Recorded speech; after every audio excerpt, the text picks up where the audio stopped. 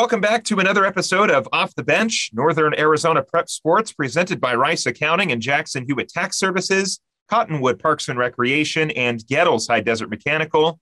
I'm your host, Philip Catalfamo. We have got a great show in store for you this week. Later in the program, we'll be joined by BASIS Flagstaff Chess speech and debate coach Luke Calhoun. He'll speak about the program's origins, what collegiate opportunities are available for students, and break down competition at the state level. We'll then be joined by Mingus Union High School eSports coach Leo Hartsock. He'll speak about his coaching origins at Northland Prep Academy and some of the challenges associated with creating a new program.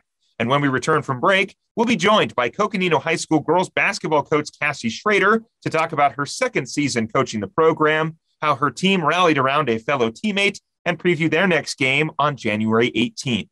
All of that and a whole lot more coming up right here on Off the Bench. Stay with us. We'll be right back.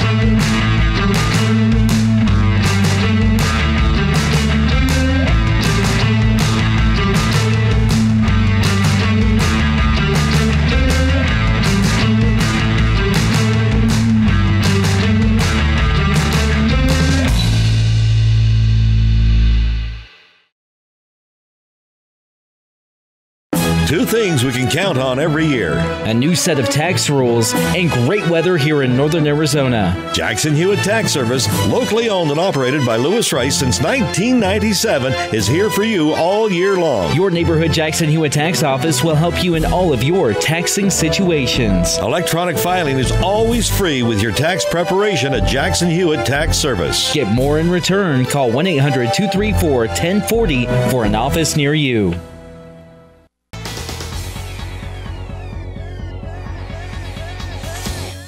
Welcome back to Off the Bench, Northern Arizona Prep Sports, presented by Cottonwood Parks and Recreation and Gettles High Desert Mechanical. I'm joined now by Coconino High School girls basketball coach Cassie Schrader. Cassie, welcome back onto the show. I appreciate you having me again. Well, we're very happy to have you as usual. The Panthers are having a pretty solid season so far, currently ranked number 13 in the state, 5-3 on the season so far. Coach, it is your second season coaching the program. How are you feeling in year two? What have you learned from year one? And how great is it to, well, I guess you're still dealing with some COVID stuff, but not as much COVID stuff as you were last year. Gosh, my second year, I could even say it's a little bit more, jam-packed. First one, of course, last year we had a little bit of a condensed season. We were only allowed to do, so much stuff, tournaments, stuff like that. And last year I also only had two teams to manage, so a JV and a varsity. This year we have all three teams. We have a freshman, JV, and varsity, which is amazing. Like I've said, I have a really great and amazing coaching staff that helps me, tremendously, but it's a lot to manage, all that little extra administrative stuff. But in terms of, the coaching part, I learned a lot last season, and I'm still learning something new every day. I'm a little bit more comfortable just in the role in general, but, there's a lot of adversity that no one tells you about, but it's all, it all ends up being worth it because, like I tell the girls, you don't lose, you learn. So I'm learning literally every single day. And you talk about that confidence. It's definitely seen within the team. I mean, obviously, you guys had a great season last year in your first year. We got a chance to have you on the program when you first started last year, and there's definitely seems to be more of a confidence boost in you, Coach. You're not necessarily, I wouldn't say you were shy on camera, but you seem more confident about this second season, and I feel it's reciprocated in your team's performance as well. I know, like you said, there are a little bit more challenges this season for you in your second year, especially adding that freshman team, which is great to hear. But really here in year two, I think you guys are really starting to get the ball rolling. You've got a more senior heavy class this time around. You're graduating 5 seniors on the roster. Let's just talk kind of how this group has been growing throughout the years and what their leadership has meant to the team this season. And also who's really stood out for you this year. It's having a senior heavy team is actually really, it's awesome because, they all kind of feel like, they can be leaders in some way, just because they've been in the program for so long. And it's nice to see, those leadership qualities kind of come out every now and then, some more than others, but everybody kind of has like their own little moment of, that realization of leadership, like, oh, I got to lead, stuff like that. And, a couple of them weren't with me last year. They tried out, they worked really hard in the off season, and, I kind of decided to reward them and, put them on the team, and they're amazing teammates. Everybody just kind of like likes each other. They get along. It's been, like even just having a senior heavy team and only having a few returners next year. I have a lot of really good kids coming up next year. And, I having a senior heavy team, like you said, it has its challenges, but at the same time, it's nice to see them blossom into little leaders here and there. Well, you've also, you return a solid group, a smaller group from your varsity team, but varsity experience nonetheless. You return sophomore Kaylin Lee, Aubrey Laughter. They're both sophomores. Junior Lorelei Tesmer next season. Coach, obviously those three are going to be your most varsity experienced players. So how do you look to continue their development going into next season? I know we're obviously still in the midst of this season, but what are you looking forward in their development next season, and what do they bring to the table to this team going forward? They're all three of them are starters. I brought up those two sophomores, knowing their skill level and knowing that if I'm going to bring up a sophomore, they're gonna play a lot of minutes for me. It's crucial for their development, just as basketball players, as varsity basketball players. So I have a lot of confidence in them coming back next year. They understand the system. They buy into everything. Lorelei's extremely athletic. She's a little bit like a bulldozer. Like she just will kind of go at you. Like she doesn't care who you are, She'll just go at you. Kaylin and Aubrey both play basketball year round. So they play club when it's not high school season. So, obviously that's important for their development as well. And they're just hoopers. Those two are like hoopers. They watch a lot of basketball. They play a ton of basketball. They're always asking for extra time in the gym. So I'm definitely comfortable, with them being my only returners next year, because they've bought into everything, and even a couple of them, have a lot of leadership qualities that they've been learning. So I'm pretty confident in them coming back next year. Well, obviously, you mentioned it. You've got a freshman team this year. The JV team is playing well. They're undefeated right now, along with a tie. So along with those returners, you'll also get, of course, you get players from the JV and freshman team as well coming up, and we'll talk about that. But Coach, you were named the 2020-2021 State Coach of the Year by the NFHS. You were given the award in December. I just want to ask, what does that mean to you? First and foremost, what does the award mean to you? And what kind of recognition does that give you, Coach? In your second season, you're already winning Coach of the Year. Yeah, I'm honestly still processing it. It's just, I didn't even really know that award. But at the same time, it's insane because, basketball gave me so much, ever since I was like 4 years old. And now I'm in a position where I can give back to the game, and even, all of the coaches in the past that have inspired me to even, still be in a position where I can be involved in basketball like this. And it's very surprising because, when I got nominated, it's not like I have a bunch of credentials under my belt, because I had one season under my belt. So I was surprised, but, I'm not mad about it because, as much as it also means that, like, I'm trying to put Coconino, a little bit more on those.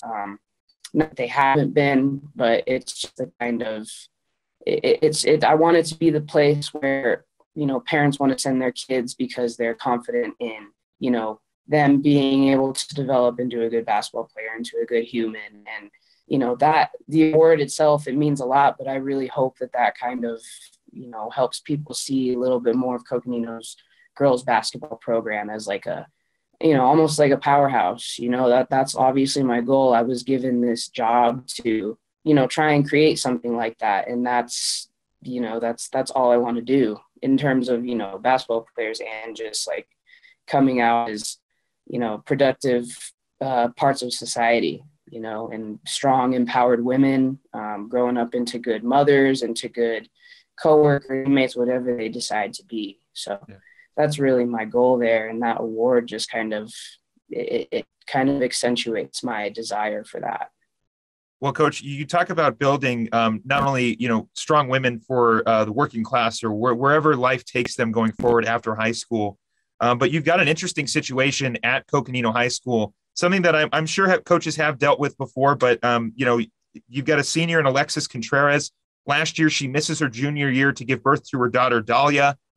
She comes back this season to finish off her senior year, to finish off her high school education, while also, you and I both know how difficult it is to navigate high school and to navigate sports along top of that, but you add a kid on top of everything else. And my heart goes out to Alexis because she's got a great group of, she's got a strong support group, not only with your team, but with your mom as well. You guys have really rallied around Alexis to make every aspect of her senior year as normal as possible, along with Dahlia being added to the mix, which you guys have called the team baby. And both her and Alexis have been welcomed back with open arms. So, Coach, just, can you take me through the timeline of, when Alexis let you know what the situation was and when she wanted to come back?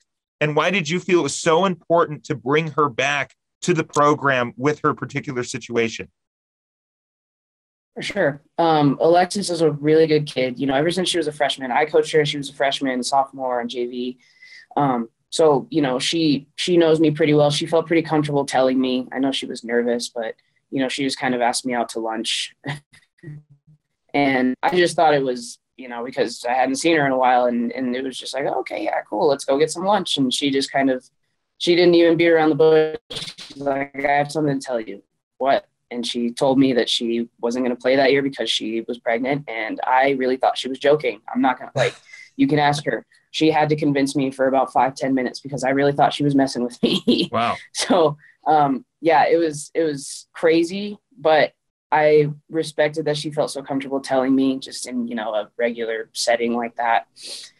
And I told her, if you, have any desire to come back your senior year, I know it's really hard. I'm sure it's really hard to be a teenage mom trying to get through high school, but if you want to come back your senior year, feel free, come workouts, try out, what have you. And, a month after she had Dahlia, she was already texting me wondering when open gyms were, which was literally right after, a month after the season ended. She had her in March. So, and I told her, I was like, you just relax for a little bit. I'm going to need you to just take it easy for a little longer because you really just had a child. So, but, obviously I respected her drive to just want to start going again. And she did. She kind of didn't listen to me and started coming to open gyms.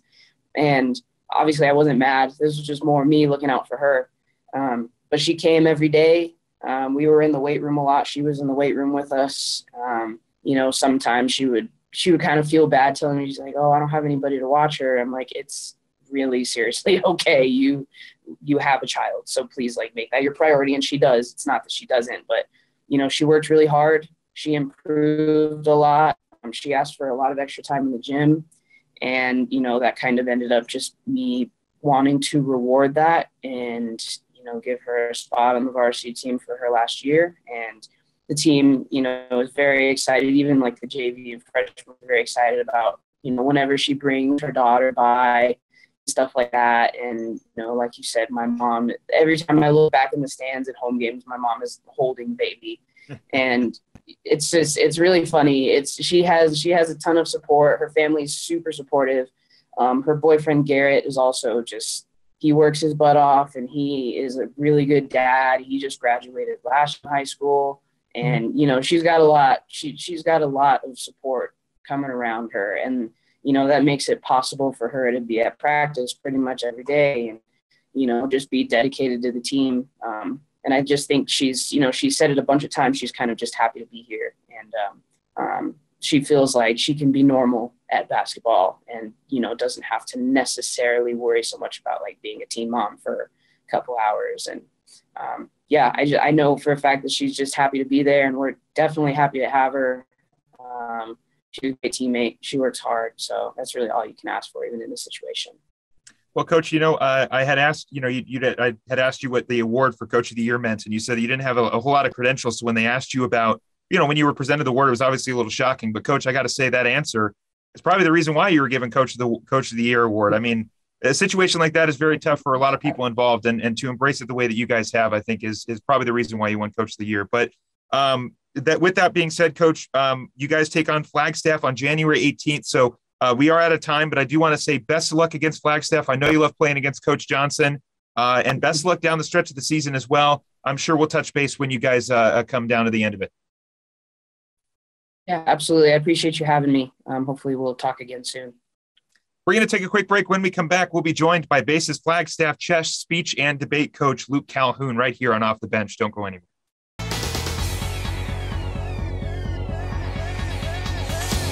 Starting in the late 1920s, Grandpa Gettle and his brothers laid the groundwork for what would become a family legacy. Almost 100 years and 100 patents later, Gettle's High Desert Mechanical continues to raise the bar of quality heating, cooling, and plumbing products and services in the Verde Valley. Call Gettle's High Desert Mechanical Heating, Air Conditioning, and Plumbing at 567-2200 or online at GettlesHDM.com, providing solutions for your comfort. Don't settle. Get Gettles.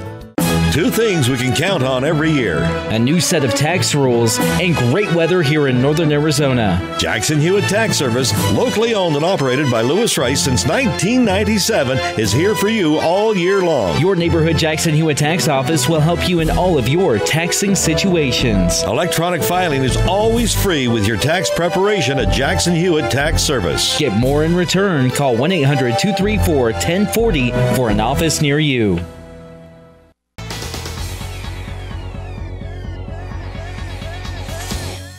Welcome back to Off the Bench, Northern Arizona Prep Sports, presented by Rice Accounting and Jackson Hewitt Tax Services and Cottonwood Parks and Recreation. I am joined now by BASIS Flagstaff Chess speech and debate coach Luke Calhoun. Coach Calhoun, welcome onto the show. And thank you for having me. Well, we're very happy to have you, Coach. I've been trying to branch out to a couple more of those other traditional activities and clubs here on the show. We've had eSports coaches on. We had a rugby coach on. Robotics. We've been really trying to branch out here. So we figured chess, speech, and debate would be a nice kind of transition to start off the year in some of these non-traditional sports that we always talk about. I'm a huge fan of kids participating in any kind of activity or club. I know Coach Calhoun feels the same way. But Coach, you began teaching in 2008. You moved to BASIS Flagstaff in 2011. I want to ask, during that time, were you coaching these activities? What got you started coaching the sport? And what kind of piqued that interest in general about chess, speech, and debate? Okay, so I'd done chess at my college, and I had always competed on the national circuit for chess. I'm a USCF national master. For graduate school, I went to Harvard University, and I competed on the Harvard University team. We competed against Beijing University, and then Beijing University flew out to the United States and competed against us. And so it had always been a hobby of mine that was pretty serious and fun. And then, of course, English, I love to argue and debate, and I could do that all day. And so my first year teaching at BASIS Scottsdale, I was pretty much just trying to survive. It was survive only mode. I taught a few clubs, but they were mainly to just relieve stress. We play silly games like Mafia. I did a film club with actually Nick Dodani, who is in the latest movie. I forget a popular teen movie, Dear Evan Hansen. He's a supporting actor. He was part of the film club with me, and I just did these very light, fun, and not to say I know much about film. I was just kind of enjoying myself. And then time went by, and my passion for those was dormant, but getting ready. And then when I got up to BASIS Flagstaff, the school was just opening. It was a new school. No one knew each other. And this student, Jay Lust, came up to me and said that he wanted to create a speech and debate club. And he kind of took it from there and started recruiting. And because there was no other clubs virtually, the speech and debate club was basically the entire high school. So we would compete, and everyone, it was part of like almost a part of being in the school was to join speech and debate and travel down to Phoenix and compete in tournaments. And that's how that got started. And we weren't able to compete at state because we weren't AIA at the time, but we were a really, really active club. And then a few years later, chess started to pop up. I had some chess sets in my classroom just because I love to play. And I noticed the kids were stealing them during lunch, playing in the hallways, playing all over the school. And I kind of like rounded them up as soon as I heard we were in AIA school and said, let's create a team. Yeah. And Adam Scrocky was one of the leaders who helped found the chess team. And both of those are standing strong today. Well, Coach, like you said, about 5 years ago, BASIS became an official AIA school, which allowed chess, speech, and debate, and, well, actually, I should say all of BASIS Flagstaff to compete for state championships and compete in the AIA like everyone else. I want to ask, Coach, what other opportunities did this open up for students now that you guys got that chance to compete at the state level? Just in terms of competition and opportunities, I mean, how did that change the game for you guys, basically? So for speech and debate, it was huge because the rules of speech and debate are not kind to small schools currently. They have an aggregate way of scoring. So it would be kind of like the number of passes a quarterback throws, but you're allowed to have as many quarterbacks on the field as you want. And therefore, the size of the school matters a lot in terms of your total points, because the more it competes, the better you do. State was a little less for every school. We still had to compete with schools of 2,000. We have, I don't know how much, but like 200 or 300 students, not in the 2,000s. And so, but having at least 2,000 as a benchmark, you couldn't go beyond that, was huge. In fact, we were able to place second in the state and fourth in the state.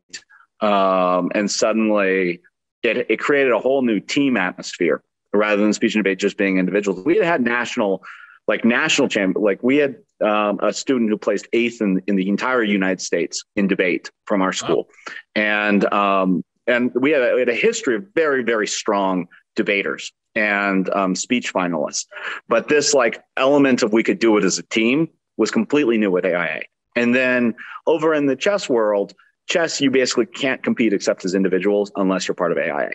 So, and chess is also very kind to small schools. They basically take your top 5 players, play your opponent's top 5 players, and whoever scores the most wins. And our region is, as you probably know from doing other sports, it's the biggest in, I think the United States is the second biggest in the United States. We're playing on the Apache Reservation. We're going down and up to Lee Williams High School for competitions. And chess doesn't have divisions. So you're playing Division 1, Division 2, Division 3, Division 4, Division 5. It's all the same. And it's a chance for us to compete with these huge schools, Coconino High School and others, that we wouldn't normally be able to compete with in more physical ways. Well, it's funny. We were talking beforehand on the email, and I had asked Coach Calhoun a couple of just pre-interview questions about what he does in the club, and he said he had a great analogy. He said they don't do workout, they do brain workouts and less bicep workouts for speech and debate, which I think is pretty accurate there, Coach. Speech and debate definitely and chess, both revolving around that sort of mental game. In terms of the strategy and what to do. The chess season is over. Chess is a fall sport. So, Coach, I just want to ask, how did the chess season go? Do you have any standouts? Were you guys able to make it to the championship? How did just that chess season go this past fall?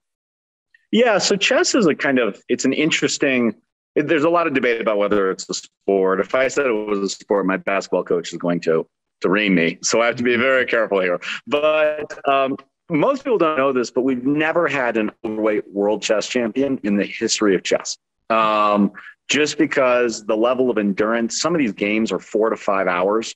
And if you blink, you lose the game. You lose a queen. The level of concentration requires a tremendous amount of physical stamina.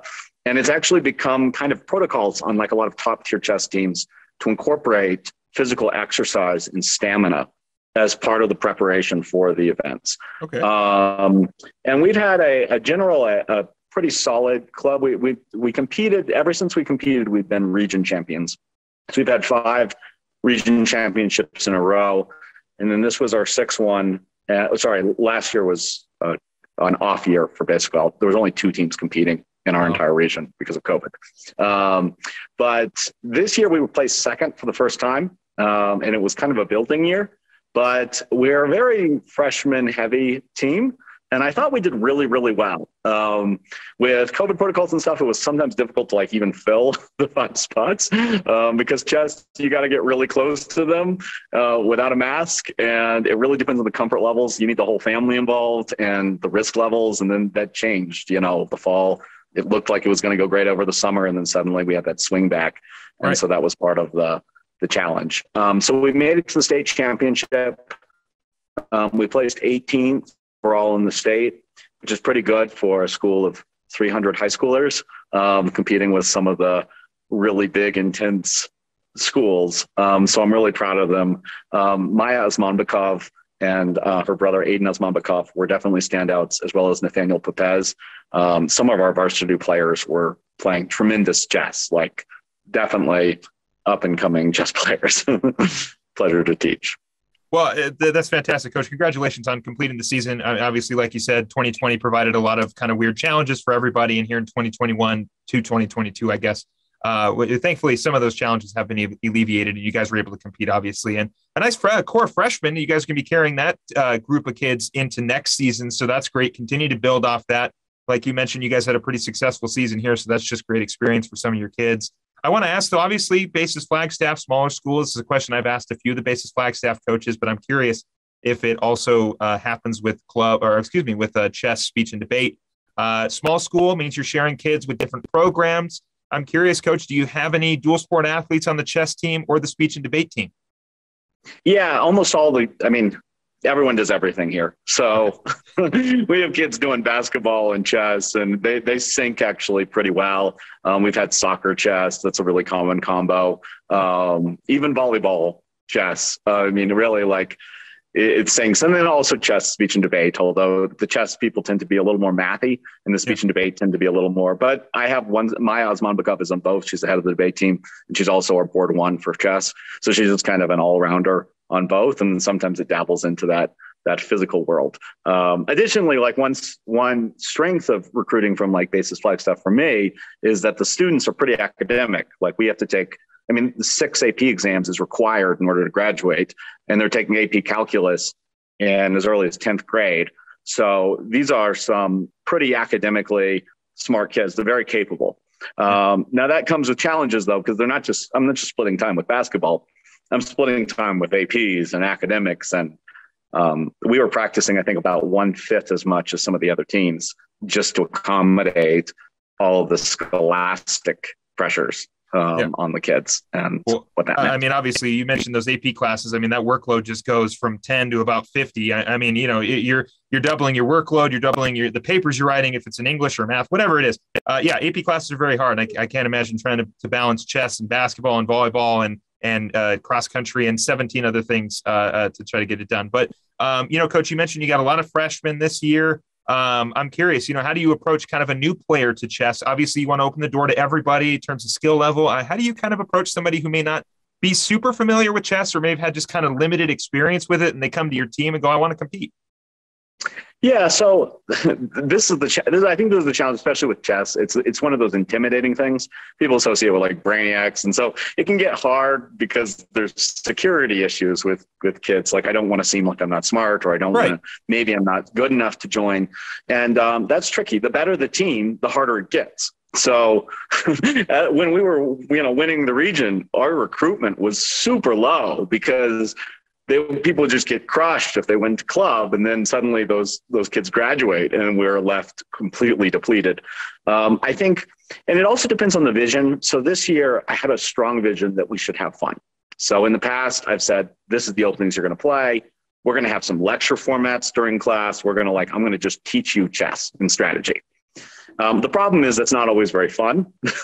More fun to play and blitz chats and stuff like that. So I kind of, pivoted, especially when after everything that happened with the pandemic, I'm we should just have people enjoy themselves.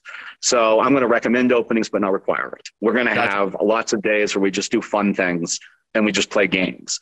We're going to open the doors to new players. We're going to say, bring a new player and we're going to coach to the new players instead of the experienced players. So instead of coaching our varsity team, we will focus on everyone on the team equally and put a lot of emphasis on people who aren't necessarily going to even play as our top boys in the tournament, just to grow that club and make it fun and accessible to everyone. And I think chess becomes magical at a pivotal moment. Like, you're learning it and it just seems like it's a chore, and then suddenly you get it. And then when you get it, you'll see the kids, they just get the bug and they just can't stop. And then, so part of my goal this year was just to give people the chess bug and show them that there's a whole level to the game that's very complicated and sophisticated. Again, we are speaking with BASIS Flagstaff Chess and Speech and Debate Coach Luke Calhoun. The chess season is completed, but Speech and Debate is going on right now. Championships will be in February. Coach, I know you'd said the Speech and Debate season is kind of more year-round. I'd love to just kind of break into just how the season's going. How is the Speech and Debate season going for you? Can you kind of, I know you briefly mentioned in terms of scoring and what you kind of look like, what you guys are scored on and judged on in competition, but I'm, if you can, Coach, just reiterate that. So how's the season going? And, what does that regular Speech and Debate competition look like? How are you guys judged? Do you know the topics beforehand? How do you prepare? Good question. So there's different components. So the morning of Speech and Debate on Friday morning, we have what's called Congressional Debate. Students pretend to be Congress people, and they get bills in advance, and they argue for the bills, and they argue against bills, and they eventually vote on the bills. Some of the bills are related to local issues affecting Arizona politics, or creative ones that maybe even Arizona politicians are not tuned into, but students are very tuned into, like the bee population in Arizona and what we're doing about the bee population, or the naming of indigenous schools and whether we should name them based on authentic names or not. And so it gets really, really intense and personal and sometimes funny. And it's a great, just kind of open-ended session. Then things get more tense as the afternoon rolls around and they get into one-on-one debate. And they can also do 2-on-2 debate. They have that option. And there's 4 different debate types. There's one called Big Question, which is related to like religious questions, like are world religions good or bad? Very heated. But I like it because it's teaching kids ways of talking about things that make other people uncomfortable. And we really, in this country, it feels like we need better communication, even when we disagree. And we need to be able to have those difficult conversations. And it gives them kind of the bedrock for having them. Then Lincoln-Douglas debate, modeled on the Stephen Douglas, Abraham Lincoln debates, is about an ethical issue. Like currently, it's about the appropriation of outer space and whether it's right for private companies to expand into outer space. And then finally, there's public forum debate, which is a team political debate over some kind of raging national political issue. And then there's policy debate, which is also about politics, but it's also more gamey, in that you can make an argument that you kind of know is bogus and then just hope they miss it. And then you can win because they didn't respond to your argument. And so if you like more debate as game, policy is the one for you. The kids then go super logical, super analytical, and then sleep on it.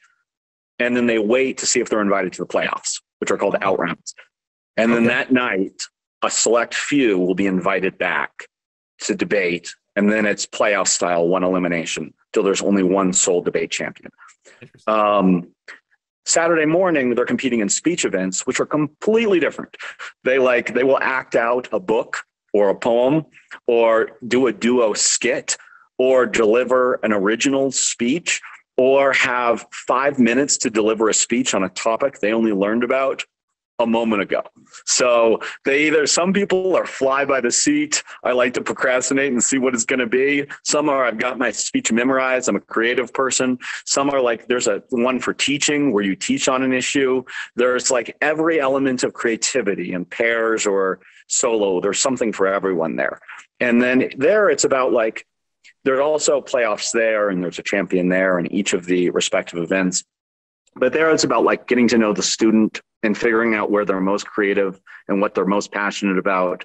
and getting them to find kind of their voice. And what's cool is that when they give the speeches, often they talk about things they care about. And it's more than just winning the tournament.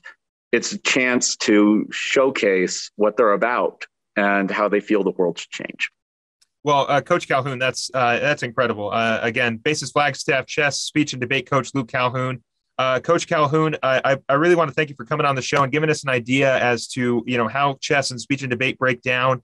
We'll have to bring you back on at the end of the speech and debate season and talk about the off season and what you do in the, when the season's done and what you're looking for the off season. But thank you for coming on and giving us an insight into some of the non-traditional sports that some people might think about. Yeah, thank you so much for having me and for giving attention to these non-traditional sports, which really help our kids grow and learn. So I appreciate it. Of course, Coach. Keep in touch. We'll touch base again. Again, I want to thank BASIS Flagstaff Chess and speech and debate coach Luke Calhoun for coming on the show this week. We're going to take a break. When we come back, we'll be talking some eSports at Mingus Union High School with their head coach, Leo Hartsock, right here on Off the Bench. Don't go anywhere.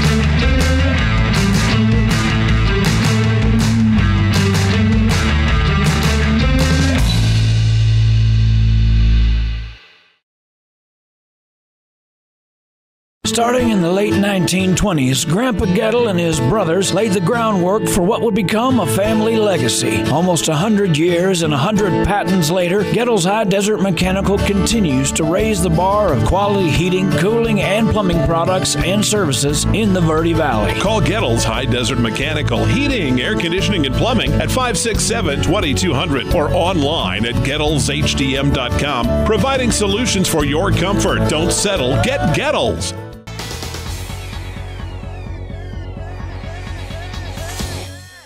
Welcome back to Off the Bench, Northern Arizona Prep Sports, presented by Rice Accounting and Jackson Hewitt Tax Services and Cottonwood Parks and Recreation. I am joined now by Mingus Union High School eSports coach Leo Hartsock. Coach, welcome onto the show. Hi, thank you, Philip. Thanks for having me. Well, we're very happy to have you, Coach. We've only ever spoken to one other eSports coach on the program, so I'm sure you've gotten a chance to run into Robin Bryce at Prescott High School potentially. If your two programs have played against each other, we'll talk about that. But eSports is extremely growing very, very fast. It is a very, very popular sport right now in the high school realm. It's starting to really kind of peek its head here in Northern Arizona. There are a lot of schools in Maricopa County and into the Tucson area that do have eSports programs. We're starting to see a lot of colleges have eSports programs. My alma mater, Grand Canyon University, has a phenomenal eSports program, and I don't just mean that as a fellow Lope. But realistically, Coach, you and I both know eSports significantly growing very, very large here in Northern Arizona. I know Yavapai College has an eSports team. Northern Arizona University has an eSports team. Obviously, we're seeing more here at the high school level, but you got your eSports program not started initially at Mingus Union, but at Northland Prep Academy, where you were a teacher. You were initially coaching wrestling. We talked a little bit about that in the pre-interview. Coach was the wrestling coach in NPA. I know you'll fill in that background for us in just a second. But Coach, what was the sort of idea behind bringing eSports to Northland Prep Academy initially? Right. Well, so like you mentioned, I was the wrestling coach for a good number of years at Northland Prep as the assistant coach for the boys team, as the head coach for the girls team. So that was my long running sport for sure. But obviously COVID happened and a lot of the close contact stuff was thrown out the window for a year and a half, 2 years. So at NPA at Northland Prep, we were looking to branch out to see what other opportunities we could offer our students that wouldn't have to be an in-person situation just to keep everyone as safe as possible. And eSports was a really easy in for that. I ended up finding the Play Versus organization, which I believe the Prescott coach had mentioned because we run through the same organization. And they really have a pretty well organized program in terms of running a good number of games, and they just added more this season. So that's really exciting. So picked up eSports at NPA, got a team together for Super Smash Brothers. And then I ended up leaving leaving Flagstaff and coming down to the Cottonwood area, working out in Mingus Union. They were in a similar situation where they didn't have an esports program. And like you mentioned, it's been blowing up. So trying to get that opportunity available to the students was, it seemed like an easy option. So got that set up and running, and now we're entering our second season. Coach, how do you approach, I mean, obviously let's speak more in the context now at Mingus Union High School. How did you approach not only the athletic director, but, the school board or the principal or whoever else you had to speak to about creating that program at Mingus Union? Just in general, Coach, how did that conversation go? Did you have to put together some sort of presentation? Just how do you kind of get a program started at Mingus Union? Well, and I forget the exact specifics, but it actually came up during my interview when I was interviewing for because I'm also a math teacher. So it came up during my interview, just seeing what extra opportunities I might want to offer students. I knew Mingus didn't have the esports program. And since I had some experience getting that started at NBA, I figured starting it again would be a pretty easy thing to set up. And again, Mingus especially is always looking for looking for opportunities for their students. So just adding more options to our base is it's a win-win for everybody. What about yourself, Coach? You gamer? I know you mentioned a wrestling background, but are you a guy who games a little bit? I am. And I've definitely have a couple of students who are better than I am at this point, which I find a little humbling, which is cool. I'm a fan of Rocket League, which is one of the sports that we run. I've been playing Super Smash Brothers since back when it came out on the N64. That's probably one of my favorite games of all time, actually. The N64 really got me into gaming. Super Smash Brothers, 007 GoldenEye, Star Fox, all those classics were really big for me when I was growing up. So especially with Super Smash Brothers, seeing how that game's developed over the last 15 years or something like that. It's been a really fun experience to see them add all the new characters, add different move sets, add new maps. The game is so much bigger now than it used to be. Yeah, I also have Super Smash Brothers on my Nintendo Switch. I actually started playing Super Smash Brothers Melee on the GameCube, and that's kind of how I got introduced into it. But yeah, it's a great game, sort of a fighting game, cartoonish style, Nintendo characters, Mario and Luigi, for those of you who are unfamiliar. But Rocket League's another interesting one, kind of that blend of your video game and your sort of traditional sport. Rocket League more so like soccer. There is also a basketball and hockey aspect to it as well. So it's quite interesting. I know you've got a senior, Darius Calloway, who's I know one of your standouts this year. He also plays Super Smash Brothers. So I want to ask, Coach, when you're starting to get these kids into the program, you're building this program up, you're starting it at Mingus Union. Are you looking for kids who have previous experience with some of these games, or are you just kind of letting whoever else wants to come in, comes in? Well, so we are, it's a varsity sport. Depending on which game you're actually running, I believe this year Rocket League and Super Smash Brothers are the only state leagues. So there's a bunch of other games they offer, but those are regional leagues. We'll play against Colorado, Hawaii, stuff like that. So for the state level side, we want to be competitive. We want to bring home state titles and everything like that. So I am looking for players who know their stuff. But at the same time, being in high school, they're young players. So finding somebody young who just has interest in the game in general, can be easy to build on the skills they already have. So really, I'm taking anyone who's interested in playing anything, period. Now, Coach, like you said, you guys mostly compete in Super Smash Brothers and Rocket League, correct? That's what you said? Right. Well, so this new season, since they added, I'll actually be adding a Mario Kart team.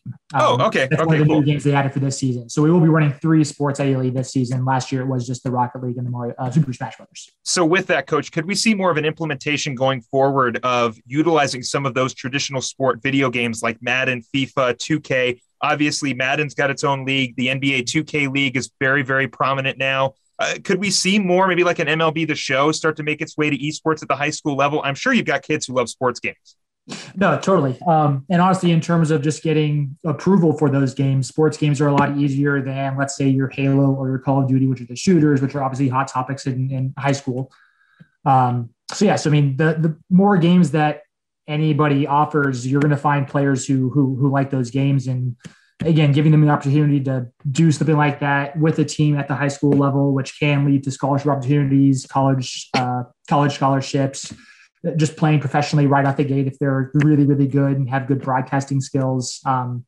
It's just a really nice way to open a lot of doors for students. Yeah, we obviously, again, we're speaking with Mingus Union High School eSports coach Leo Hartsock. The eSports season is currently underway. Coach, obviously new program over at Mingus Union. How was early recruitment in the off season? What are the numbers looking like? What's the makeup of the team look like? And how's the season in general going right now? So the spring season won't officially start for a couple more weeks. I believe January 31st is when the preseason starts, and there's 3 weeks of preseason. So we'll have a good couple of weeks to get some work some kinks out, get some warm-up games in against other schools, get our system down. But yeah, I mean, again, it's a early thing for the school and for esports in general. So I'm just looking to grow as much as possible in every direction that we possibly can. So for example, League of Legends is a pretty big esport. Right now I didn't have a lot of interest in that, so we're not running that currently. But if I had 5 kids come to me and say that they like playing League of Legends, I'd work on getting a team together for them. So anyone who wants to play, I'm all for it. So let's elaborate a little bit more on that, Coach. So it's not necessarily you getting the games and these are the 3 we have to compete in. You can, like you said, if you've got kids who are interested in other video games, you can create a team and then they can compete for that. Right. Yeah. Play Versus, again, the organization that me and the Presky coach work through, offer, I'll have to count, but I think it's something like 7 or 8 games this season. Mm-hmm. So I'm sure different coaches do different things around the state, but what I did was Mingus offers an involvement fair at the beginning of the year. So it's just an opportunity for teachers or whoever wants to run a club to set up a little informational table during lunch on a certain day. Students have a free lunch hour, walk around, see the tables, see what's being offered. So I had a sign-up sheet for all the games that Play Versus was offering just to see what students I had and what they actually wanted to play. And at least for last season, Rocket League and Super Smash Brothers were by far the big standouts for interest. I had so many signups for those games compared to the other ones that it was a no-brainer on running those 2 last season. And Mario Kart was just such a fun, easy ad since we already had so many switches set up for us that seemed like another easy option to get more students involved. Yeah, that's great. A lot of options, providing a lot of opportunities for kids, obviously, with the different games and keeping kids involved is always good just in general. Coach, what do your practices look like for esports? I know I've talked with Robin Bryce about how her practices look like, but I'm curious, what do you guys kind of focus on in practice? Does it depend on the game? Do you kind of mess with the lineup a little bit? I mean, what does it look like? It depends on the game, depends on how many students I have that are, active that particular week. Again, COVID's still an issue, so quarantines are hard to work with sometimes. Esports, which is interesting because you think quarantine and video games would go hand in hand, right? Exactly. I believe the AIA actually changed that at some point last season, but it was a rule that students had to be at school with the coach in the room together to be playing the games just to keep cheating and everything down. So it was a little hard to work with. Luckily, I didn't have many issues of that last season, but it was something to watch out for. And then since, it's esports, it's playing video games, not a lot of parents might have the same support as they would for maybe a football team or a basketball team or something like that. So finding consistency with some of my younger players, especially, can be difficult. If they don't drive themselves, they've got to find out ways to get home later. And yeah, it's a process sometimes. Well, Coach, let's talk more specifically about your team. I mean, you guys senior heavy right now. You guys got a good amount of freshmen. Who are you going to be looking to bring back? I know the season hasn't officially kicked off just yet, but I mean, who are you going to be looking at potentially bringing back next season? So we're pretty well spread out. Darius is obviously one of my seniors. I've got another senior, Nupunda, who's actually one of my TAs. So I get to talk with them pretty regularly during the day, which is nice. Another one, I think actually most of my seniors are probably the Smash Brothers players at this point. So I'm definitely hoping to get back a couple of my Rocket League players from last season. I know I'll lose a couple to tennis, which is a bummer, but again, everyone has the sport they like to play, and staying diverse is always a good thing. Cross play it's beneficial for everything. Yeah. So the Rocket League, I'll have hopefully 1 or 2 returners with 1 or 2 new players to keep that roster full. My Smash Brothers team will probably be about the same as last season. And then again, I'll probably be stealing a couple of those Smash Brothers players over to over to Mario Kart, just since they know the game pretty well also. Well, you talk about, I mean, obviously, Coach, Mingus Union High School, you guys are sharing, players for different programs. You just said it. How do you kind of navigate that? I've talked to a lot of smaller schools, obviously they just kind of, everybody plays everything, but at Mingus Union, it's a larger population. There are kids participating in sports and those who aren't. So I'm curious, in those instances where you have somebody who also plays, basketball or plays football, and they also do esports, how do you kind of navigate that a little bit while their season is going on and you're preparing for yours? It just takes open communication. So one of my Rocket League players, for example, has missed everything in our off season, mostly because he is playing soccer this winter. So I haven't seen him as much as I would like to, but that again makes sense. So, I mean, really, as long as the student is willing to split their time, that is a very large time commitment to try to commit to 2 different sports. So as long as they're okay with it and the other coach is okay with it, I'm okay with it. It is nice with video games where, football especially, you can't necessarily go home and practice on your own. You need teammates, you need equipment. There's a lot of things that you just wouldn't have access to on your own time at home. Right. eSports is very different where, a student going home after their long day, after they get off work or anything like that, they can jump online, play their game, get their practice in. So it is a lot easier to work with, I guess, in that aspect, just where it's not as restrictive on facilities. So that's been a huge benefit to us. Well, and also there's some added difficulty as well if somebody doesn't have a Nintendo Switch or doesn't have I guess a PlayStation or an Xbox. How do you kind of navigate that where these kids don't necessarily have the capabilities at home to get that extra practice time in? Do you hold any kind of office hours? Do you hold any practices, some extended practices or anything like that for kids who do want to log in some extra time but have to knock out some homework or have to deal with a practice outside of eSports? I don't have anything officially set up for that as of yet, but it is definitely something I've been looking into. Again, we are a pretty new program, so I've got a lot of room for growth at this point. Yeah. But I don't know. It's been pretty interesting in terms of finding that balance. I know I'm poking you for questions you don't have the answers to just yet. Yeah, we're getting there though. A new program process. Yeah. I know the Prescott coach, as I watched part of that interview, she actually got involved in the same promotion that, I got involved in the same promotion that she had mentioned, where we actually got free Switch from Play Versus with Nintendo also. So that was incredibly helpful. I mean, getting that extra console with controllers and games was a huge benefit. I've actually brought my personal Switch into the school just to leave there during the season. So there's the extra console there for students to use. But the school, Mingus, has been incredibly supportive. Initially, I was planning on working through the computer lab, and we decided that wasn't going to work out the best just because of the shared space. They ended up actually giving me my own classroom for it, which I was not expecting and was blown away by. They gave me 8 computers. They got me some nice monitors. We have a nice TV in there now. And I mean, anything that I've told them that I need to try and build a program, they've been incredibly supportive about. Our athletic director, Yancey DeVore, has just been a huge benefit to the program getting started.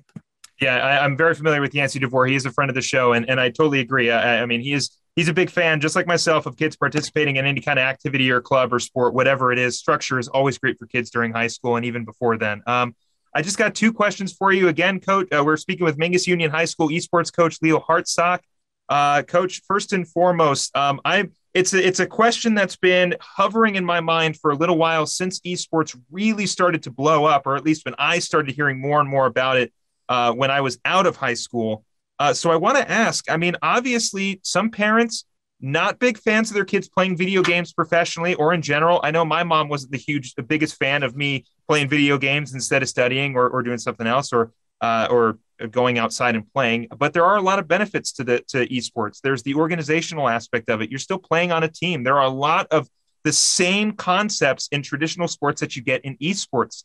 However, there is the injury aspect of traditional sports that don't necessarily happen at eSports. Mm-hmm. If you're getting a concussion while playing eSports, you're probably doing something wrong. But if you get a concussion in basketball, it's very, very likely. So, Coach, I'm curious, with that in mind, could we see more students leaning towards the eSports in the future? Not in the next 10 years, maybe not even within the next 20. But do you think with the added concern of health, more so than there already is, we could see more students and parents turning towards those eSports as opposed to the traditional sports? Absolutely. I mean, I think we've kind of already seen that. I mean, again, it's not the exact same issue, but when you're looking at how COVID's affected things, I'd be interested to see what the actual numbers were, but I bet you eSports in Arizona pre versus during COVID, it's probably been a huge increase. So, I mean, stuff like that's just going to, continue on. I mean, the more people that get involved with it, they're going to realize the benefits, they're going to realize the opportunities. So yeah, and it's really just a matter of finding opportunities for those students. If they really like football, I mean, possibly they could do football and eSports. Yeah. If they have, prone to injuries, or, maybe someone gets one too many concussions and they can't participate in that sport anymore, then esports is another option they can jump to. It's be a bit of a paradigm shift, I guess, really, when it comes to how esports is going to continue to grow in the state, which I don't really see why it would slow down. No, I don't either. And we're already getting more schools, not only here in Northern Arizona, but throughout the entire U.S. and outside of the U.S. who are adding esports programs. I'm sure, obviously, more colleges are adding the esports element as well for more kids to participate. I mean, I've said it. I said it to Robin Bryce. I'll say it to you as well. I had a buddy I went to Grand Canyon University with. He played basketball through high school, didn't get a scholarship for basketball, but did start playing 2K and got really good and put himself up for the draft for the NBA 2K League. And he was able to get drafted by the Indiana Pacers team. Now he's with the Lakers team. So there are so many opportunities for these kids, not only just in 2K, but Rocket League, League of Legends, Call of Duty, Halo, all of these organized video games where you're dealing with that team aspect. There is some money and some opportunities to be made. So, Coach, before we let you go, how are you going to be attracting more kids to this program?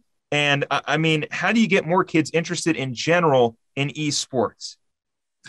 Well, that is something I'm actively fighting. I shouldn't say fighting, actively looking into.